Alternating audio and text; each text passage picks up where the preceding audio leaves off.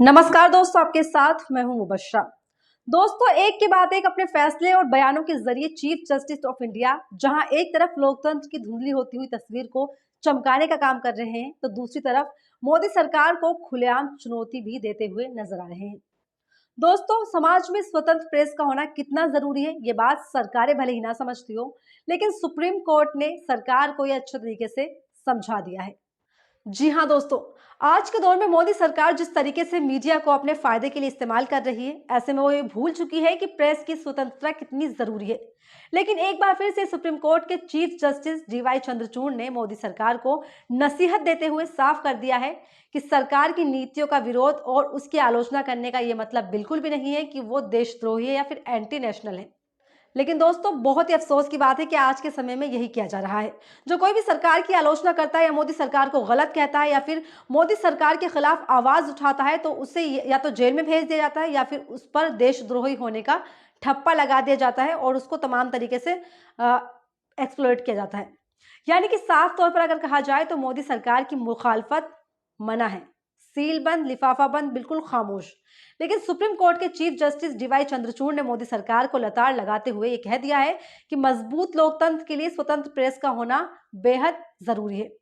दोस्तों, मामला एक Malayalam news channel one media की याचिका की सुनवाई के दौरान का है। दरअसल हुआ यूं था कि सूचना प्रसारण मंत्रालय ने इस चैनल को सिक्योरिटी क्लियरेंस देने से मना कर दिया था। इसके बाद सूचना और प्रसारण मंत्रालय ने चैनल का ब्रॉडकास्टर लाइसेंस रिन्यू करने से भी मना कर दिया, जिसके बाद केरल हाईकोर्ट ने इस फैसले के खिलाफ सिंगल बेंच में याचिका दायर की थी। लेकिन इस याचिका को वहां से भी पूरी तरह से खारिज कर दिया गया। इसके बाद चैनल ने पूरे मामले पर सुप्रीम कोर्ट का रुख किया और अपना मामला सुप्रीम कोर्ट के सामने रखा। और इसके बाद सुप्रीम कोर्ट ने मोदी सरकार को प्रेस की स्वतंत्रता का अच्छा खासा पाठ पढ़ा दिया है, वो भी बढ़िया तरीके से, और जमकर लताड़ भी मोदी सरकार को लगा दी है पूरे मामले पर सुप्रीम कोर्ट ने कहा है कि सरकार राष्ट्रीय सुरक्षा का हवाला देकर देश के नागरिकों के अधिकार को नहीं कुचल सकती। सरकार नागरिकों को उनके अधिकार से वंचित करने के लिए राष्ट्रीय सुरक्षा की दलील का इस्तेमाल कर रही है। उसका ये कानून के शासन के लिहाज से गलत है। सुप्रीम कोर्ट ने इस मामले पर सरकार को नोटिस जारी कर इस पर जवाब भी मांगा था, लेकिन केंद्र सरकार के एक वकील ने बड़ी ही चालाकी के साथ कोर्ट को सीलबंद लिफाफे में अपना पक्ष दिया था। लेकिन इस बात पर भी सुप्रीम कोर्ट ने नाराजगी जताते हुए कहा था कि सीलबंद लिफाफे में अपना जवाब देना न्याय के साथ मांग करने वाले के जो याचिका करता है उसको अंधेरे में लड़ने के लिए छोड़ देने जैसा है। साथ ही चीफ जस्टिस ने इस न्याय के सिद्धांत के खिलाफ भी बताया था कि सीलबंद या लिफाफा बंद इस तरीके से ये प्रक्रिया नहीं की जानी चाहिए। और सुप्रीम कोर्ट ने इसके बाद सरकार के इस बैन को साफ तौर पर रद्द कर दिया, यानी कि याचिका को रद्द कर दिया। दोस्तों, मोदी सरकार चाहती है कि मीडिया संस्थान उनके कंट्रोल में रहे, उनके मुताबिक काम करे, और ऐसा हो भी रहा है। मध्य प्रदेश का वो किस्सा तो आपको याद ही होगा, जहां पत्रकारों को नंगा करके जेल में डाल दिया गया था। क्यों?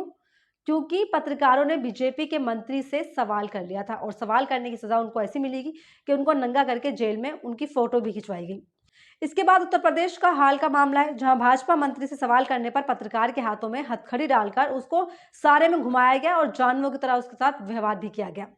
दोस्तों, ऐसे ही ना जाने कितने किस्से हैं जो बताते हैं कि मोदी सरकार प्रेस की स्वतंत्रता को दबाकर रखना चाहती है। कभी किसी चैनल के खिलाफ कार्यवाही की जाती है, तो कभी पत्रकारों को देशद्रोही करार दिया जाता है।